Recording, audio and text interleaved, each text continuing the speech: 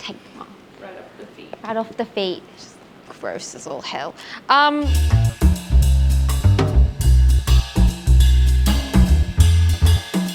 Hi, I'm Nina. I'm one of the content editors at Vogue Australia, and these are my wardrobe essentials. Good question. I think over the years I've become far more intentional about it, which is probably a good thing, but I probably also think a little bit too hard about the pieces I get. Don't really love this concept, but I think I have a capsule wardrobe. I love buying things that I've thought about for a while or that capture my attention. And I always love to be like donating and selling out my old stuff and constantly rotating. Finding a way to participate in trends in a way that still speaks to your individuality, kind of toting the line between what's popular and what really speaks to your personal style. I think that's what I try to do. So first up, we have my wardrobe staple. I was thinking about getting creative with this answer, but if I'm honest, it is a good pair of Levi's vintage jeans. I wear these all the time with everything. I just think there's something so special about denim that you've had for a long time that fits you. They have a bit of a patina to them now, which I love. I am the kind of person who would wear these on a plane,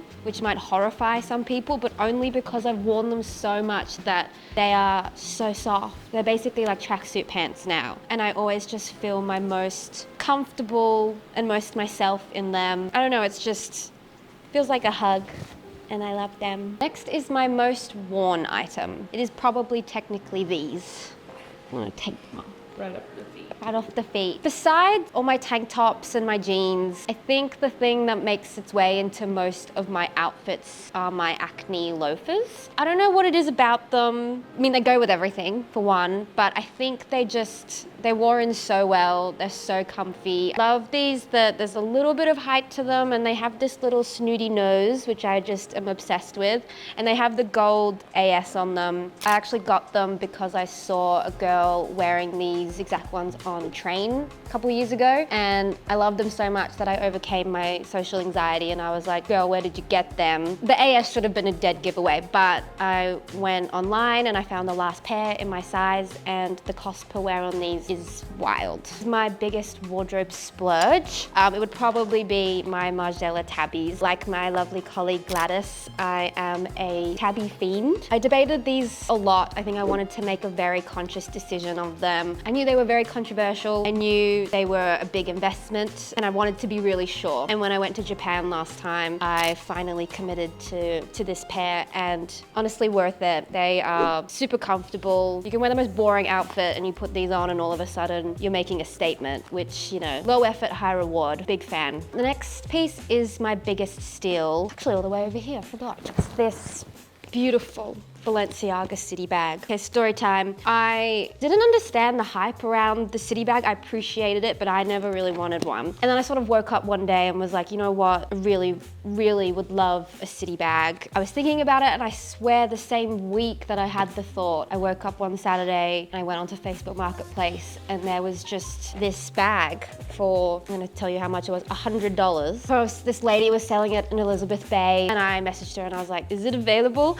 She was like, I've had hundreds of offers, first in, best dress. I was still in my pajamas when I got in the car, and I drove over there immediately, and I was like standing in the foyer of her mansion in my silky pajamas. She showed me the receipt and all the details to make sure it was authentic, and I trust her with my life. And yeah, she was already sort of quite well worn when I got her, which I loved. Again, the patina, the best part about a City Bag is when it looks like it's had a life. I think it looks the best when it's slouchy and faded. And yeah, she comes with me everywhere. The next one is the most versatile piece in my wardrobe, probably this trench coat. It is this brand Rainmaker Kyoto, which I had never heard of before. And this is another piece I picked up in Japan. I love a big bold jacket. I wanted a traditional trench that was a little bit different. And I love that it has all the hallmarks of a traditional trench coat. The double-breasted, the pleating, all the little motifs. I wear this over all my outfits. I also can wear it on its own as like a trench dress. I don't know, it's so easy and comfy. The next is my most sentimental item. I actually have two, I'm going to cheat. The first one is this little hand-woven clutch that my grandmother made. She's an artist, she's my best friend, and she recently got into making woven things. She's like a painter. She also delves into sculpture and fabrics, and she made me this, and it's a little avant-garde and kooky, but I put my phone and my keys in there, and I just like wrap it around my wrist and carry it around. I love kind of raffia woven things, and the fact that she made it for me is really special. My other most sentimental piece is this sheer silk blouse. I got it secondhand in Amsterdam. I remember I'd just been looking specifically for a sheer polka dot blouse. It was just the one thing I wanted to find. I found it in a random store by myself. It was a little bit cheesy, but I was sort of like, I can do anything. I'm 18, the vintage gods have blessed me. It doesn't get better than this. I still wear it. Almost 10 years later. My last wardrobe essential is my most outrageous item. Over time, I think I've realized I am a minimalist dresser. I think I care more about staple pieces and not overdoing them and letting them speak for themselves and styling them intentionally. While I don't have anything super wild in my wardrobe, maybe, I find this one pretty fun. This is a vintage Ralph Lauren jacket. It has like this really random, weird toweling fabric on the inside, and then this like patent navy fake leather on the outside. It crinkles when I walk. I just put it over anything really, and it makes a statement and a sound. Random story, side note, you cut that out. And